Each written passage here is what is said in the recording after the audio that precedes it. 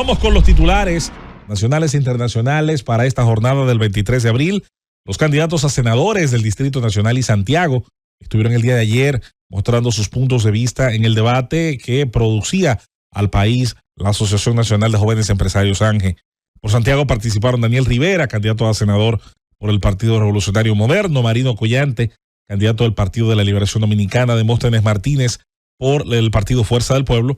En el caso del Distrito Nacional teníamos la participación ayer por el oficialismo de su alianza, el señor Guillermo Moreno, PRM y la alianza con su partido, Frente Amplio, y en el caso entonces de Omar Fernández por la alianza Rescate RD, que integran varias organizaciones, incluyendo la Fuerza del Pueblo, el PLD y el Partido Revolucionario Dominicano. Vamos a continuar con más. El Ministerio Público está solicitando 30 años de prisión para el llamado el doctorcito Wesley Carmona. El Ministerio Público solicitó este lunes al segundo tribunal colegiado del Distrito Nacional una condena de 30 años de prisión a Carmona y de 40 años a Luis Brito Troncoso y Alison de Jesús Mejía, alias Luisito, alias Chiquito, respectivamente, por la participación, la alegada participación que se les imputa en el homicidio del jovencito Joshua Fernández del pasado 19 de abril del 2023 en la discoteca Keys Bar. El CESFRON apresó ayer a 10 haitianos indocumentados en un hotel de Dajabón. El hotel Reidan servía de centro de acopio para haitianos irregulares, según informó la entidad. Sería importante pues que se le dé seguimiento tanto a las investigaciones del lugar como a todo el proceso que deberá mediar en lo adelante para devolver a estos individuos a su país de origen en las condiciones mínimas que sabemos la ley marca. El canciller de la República Dominicana pidió ante la Organización de las Naciones Unidas un mayor régimen de consecuencias para los que financian las bandas en Haití. Expresó que urge aplicar con mayor rigor el embargo de armas, municiones y pertrechos que actualmente ahogan a Haití. La ADP, la Asociación Dominicana de Profesores, llama a participar este martes en manifestación frente al Ministerio de Educación.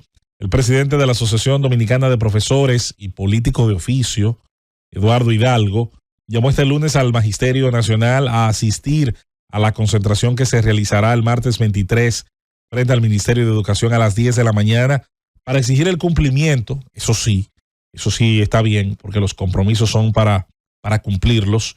Ahí tiene toda la razón. Si un convenio dice 4, son 4. Y si no son 4, hay que explicar por qué no y cuándo van a ser 4. En ese sentido, creo que no habría más que reclamar que el cumplimiento de los acuerdos. El acuerdo que se habría firmado en julio de 2023 y que tiene reivindicaciones a favor de la escuela dominicana. El ministro de Educación responsabiliza a la ADP de obstruir la recta final del año escolar, lo cual también es cierto y no me parece accidental tampoco. De todos modos, vamos a ver y esperar, ojalá, que el ministro de Educación, Ángel Hernández, creo que ha quedado a deber, señor ministro, y del otro lado, ni hablar del director del gremio de la Asociación de Profesores. Aquí tenemos dos actores. Cada uno pretende no solo ganarle al otro, sino en teoría quedar bien ante la sociedad. Y yo creo que posiblemente no pudieran estar peor en términos de valoración a nivel de una gran parte importante de la población dominicana, ambos actores. Se habla de los actores individuales, además de los colectivos, para que quede claro. Vámonos con las informaciones internacionales. Estados Unidos reanudó los vuelos de deportación de los haitianos. Ojo, vaya. El país, la gran nación norteamericana, que tiene gente dentro que le dicta a los demás que no cumplan sus leyes migratorias, ha retornado al cumplimiento de la suya. Qué bien. El ejemplo es más poderoso que el verbo, ¿no? El gobierno de Biden envió unos 50 haitianos de regreso a su país el día de ayer en el primer vuelo de deportación en varios meses a la nación caribeña que lidia con la creciente violencia de las pandillas. Yo creo que eso es una luz verde al resto de naciones, ¿no? Que nos gusta aquello de la democracia representativa, poderes separados y toda la gran enseñanza del sistema norteamericano, a que debemos poner hincapié entonces en hacer cumplir también la ley nuestra. Estados Unidos dice que República Dominicana pone en riesgo a ciudadanos haitianos al mandarlo a su país. Aunque usted no lo crea, esto es dicho por una agencia del mismo país del que acabamos de leer, envió 50 ciudadanos haitianos a Haití, y no precisamente en un momento en que allí se vive una edad de oro, una serendipia, una utopía colectiva, ¿verdad? Entonces, el Departamento de Estado de los Estados Unidos, no de Katmandú, no de Nepal, ¿verdad? No de Bután, no de Kirguistán, no de Burkina Faso, que antes se llamaba Alto Volta, no de Rodesia, que hoy es Zimbabue, no, el Departamento de Estado de Estados Unidos. Entonces se está diciendo en su informe anual de las prácticas de los derechos humanos que, la expulsión masiva de nacionales haitianos y apátridas de ascendencia haitiana, independientemente de su estatus legal, fue incluido dentro de los cambios significativos en la situación, según ellos, de los derechos humanos del país, porque cumplir nuestra ley migratoria es para algunos siempre un riesgo de todo lo malo. El gobierno dominicano respondió a esto, diciendo que no refleja la realidad de los derechos humanos del país. Hubo declaraciones del vocero del gobierno, Homero Figueroa. Habló de que esto se escribió en un tono infundado y agresivo, lo cual a mí me parece que tiene bastante razón de ser. Dicho sea de paso, cerrar, yo sé que Rosendo va a tratar esto más adelante, con la renuncia del jefe de la inteligencia del ejército. Hay que hacer esa separación porque es el jefe de inteligencia del ejército. Israel tiene varias agencias de inteligencia, civiles en su mayoría, o de concepto de organizaciones secretas donde civiles y militares trabajan, pero este fue específicamente el jefe de la inteligencia militar, un puesto neurálgico que debía haber tenido obviamente una capacidad de prever un hecho como este, sobre todo con los indicios que luego se han considerado hubo. Y bueno, colocaba su renuncia el día de ayer el general Aharon Jalibá, quien deberá en lo adelante, estoy seguro, enfrentar algún tipo de proceso de responsabilidad individual, de responsabilidades relacionadas a lo que debió haber sido su tarea de proteger su nación. Vamos a tener, por supuesto, las preguntas, las encuestas, el debate con respecto a los temas más importantes y lo ocurrido el día de ayer. Miren, señores, comenzaron las 3 jornadas. Ya ayer ocurrió la primera, hoy será la segunda, de los debates que convoca ANGE, la Asociación Nacional de Jóvenes Empresarios, que hizo, y era de esperarse, no es una sorpresa, presentó un nivel de organización rotundamente elevado, con una convocatoria bastante amplia y muy bien contestada por diferentes actores nacionales, y convocó en este auditorio de la Universidad Nacional Pedro Enrique Sureña, pues, a los candidatos a la senaduría de las 2 demarcaciones, vamos a decir, más importantes del país en términos sobre todo de peso económico, porque todos los senadores tienen el mismo peso cuando votan. El senador de Elías Piña y el senador del Distrito Nacional es un voto en el Senado, o sea que en ese sentido no hay una senaduría más importante que otra, no hay dominicanos de primera y no hay dominicanos de segunda, o no debe haberlos, pero es evidente que en términos de peso político electoral, en términos de arrastre, en términos de influencia del voto del electorado, no solo en la elección de sus senadores, sino incluso en las elecciones del propio presidente, pues es importante que al menos se tomara como muestreo estas 2 demarcaciones. Además de que al ser tan habitadas, tan densamente habitadas, se da una acumulación de necesidades. Hay realizaciones que no tienen otras provincias, pero esas realizaciones a su vez generan problemas de segunda y tercera generación que también deben ser respondidos por las autoridades electas o designadas. En ese sentido, son 2 electorados complejos, son 2 electorados que en el caso de Santiago hay una variedad. Santiago tiene la metrópoli, el gran Santiago, y por supuesto tienes una enorme cantidad de municipios que conforman una provincia que tiene obviamente ruralidad, que tiene campo, que tiene actividad agrícola, ganadera, que tiene una zona de montaña preciosa, con gran capacidad ecoturística, que tiene sin dudas muchas variables. En el caso del Distrito Nacional, es una demarcación netamente urbana, no tiene prácticamente ningún espacio de ruralidad, ni tiene por ahí una diferencia que no sea pues el modo de vida urbano en todas sus vertientes, que van desde las zonas súper desarrolladas, con grandes niveles de inversión económica en la infraestructura, y que a su vez también generan otras circunstancias, otras necesidades, otros retos, como los niveles más marginados, más vulnerables, más frágiles, donde se dio pues el crecimiento de sectores populosos sin diseño, donde también se acumularon importantes necesidades de servicio, o en su momento cuando estas ya llegaron, ya no había manera tal vez de desenmarañar pues toda la madeja, el desorden que muchas veces se creó, de calles estrechas, de infraestructura de servicios pues altamente irregular, y sin dudas es una demarcación altamente compleja, como tienden a ser todas las capitales del país. En ese sentido, era importante, y que no se sienta mal nadie, porque obviamente por un tema creo que de practicidad era difícil que pudieran todas las provincias en un tratamiento igualitario, pudieran estar allí en ese debate principal, de manera que es importante que se hagan los famosos debates regionales, y que estos vayan creciendo y que otras instituciones, otras fuerzas vivas de otras provincias se animen también a convocar dentro de sus propias demarcaciones procesos similares. A mí me parece que ese es el gran ejemplo que deberán seguir en otras provincias y en otros lugares, sus consejos de desarrollo, sus instituciones propias que tiene cada provincia, cada demarcación. Esto es un reto, yo creo que al resto de las fuerzas sociales regionales o provinciales. Luego entramos directamente al tema de los políticos participantes.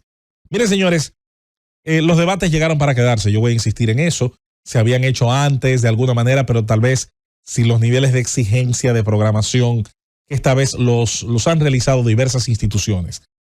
En el caso que concierne a ANGE, me parece que hubo un cuidado importante en la forma en la que se elaboraron las preguntas. Yo creo que fue un acierto el estilo de manejo de las mismas y la forma en la que se profundizaban los temas y en la que se combinaba en el tiempo determinado, el tiempo del reloj, que yo lo veo bien. Me parece que a los políticos hay que exigirle la síntesis, hay que exigirle ser tácitos, ser específicos.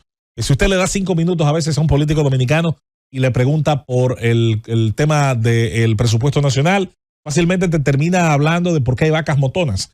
Y mientras menos tiempo tiene, probablemente más obligado va a estar a tener que responder de manera preclara y específica, y aún con 1 minuto para las respuestas. Muchas veces, y sobre todo ocurrió al inicio, sus preguntas no estaban necesariamente encajonadas hacia las respuestas específicas de qué usted iba a hacer, usted candidato haría, si es obviamente valorado con el voto y llegar a ocupar una senaduría, qué hará en cuanto al tema X o al tema Y, que son las respuestas específicas. Viendo esta situación el día de ayer, hay que llegar a la conclusión de que evidentemente si los debates llegaron para quedarse como creemos, los asesores políticos van a tener que trabajar aspectos que antes descuidaban, aspectos que antes se consideraban intrínsecos del candidato. Antes la política se nos quedó muy cosmética, lo cual no tiene nada de malo porque la política es un producto elaborado. Yo no soy el que va a decir que eso es malo. Ahora bien, dentro de ese producto elaborado, donde cada fotografía tiene 800 capas de Photoshop y donde cada mensaje leído ha sido estudiado por comunicólogos, por los expertos de neuromarketing, cada color se elige, donde un vestuarista elige la composición de las prendas y su colocación. Todo esto hace que la política se convierta en una ciencia bastante cosmética, bien estudiada, minuciosa. Sin embargo, existen 2 momentos, existen 2 circunstancias en las cuales los políticos se ven obligados a salir de esa probeta, de ese laboratorio, y pasan a estar en una zona que no es de confort. Esos 2 momentos específicos son una entrevista no pactada, una entrevista incómoda, una entrevista abierta, donde el interlocutor no tenga que convenir las preguntas, porque si las preguntas se convienen, es una práctica de bateo. Y evidentemente un debate abierto, un debate libre, un debate ciertamente con condiciones iguales para los participantes. Esos 2 momentos siempre van a tener el atractivo de que pueden sacar de su zona de confort a los entrevistados. Y en ese sentido, tendrán que agudizar los propios candidatos en su preparación, los propios aspirantes desde muy temprano en su carrera política, y ni hablar de los asesores ya trabajando específicamente con el producto político principal del candidato. Van a tener que agudizar, van a tener que seguir apretando tuercas, se van a ver obligados a lograr mejorar aspectos de control, los propios candidatos a ser lo suficientemente abiertos a entender que tienen aspectos que deben mejorar. Hay riesgos que se corren cuando se van a entrevistas no pactadas, a entrevistas libres y a debates libres. Y esos riesgos pues generan consecuencias que pueden ser buenas, que pueden ser malas. El día de ayer lo vimos en el primero de los debates, posiblemente el más veterano de todos en términos de servicio público de los que estaba allí.